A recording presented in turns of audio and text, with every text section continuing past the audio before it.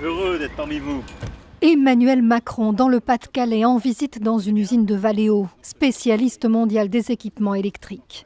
Un choix qui s'impose pour l'exécutif qui veut redresser une filière en crise. Objectif, la construction d'1 million de voitures dites propres et made in France d'ici 5 ans. Et cela passe par une hausse du bonus écologique avec de nouvelles aides aux acheteurs.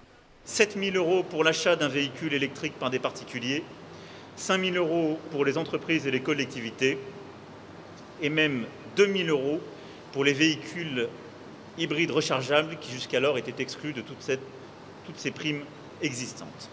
Revaloriser aussi la prime à la conversion, 3 000 à 5 000 € pour remplacer un véhicule ancien par un modèle moins polluant, y compris d'occasion. Un coup de pouce limité à 200 000 voitures. 3/4 des Français seront éligibles. Il suffit d'avoir un revenu fiscal de référence inférieur à 18 000 € net. Des aides à l'achat déjà critiquées par la CGT. Je pense que ce plan annoncé par Emmanuel Macron n'est pas à la hauteur. Ces primes qui permettent de renouveler un véhicule, une aide, c'est l'argent des contribuables. Et donc, en quelque sorte, ce sont les contribuables qui se payent eux-mêmes leurs primes.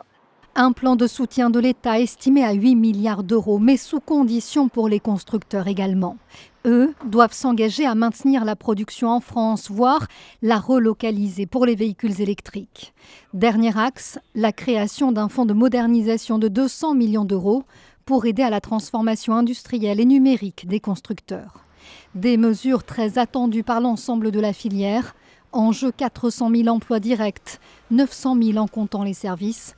Un secteur déjà au ralenti avant la crise sanitaire.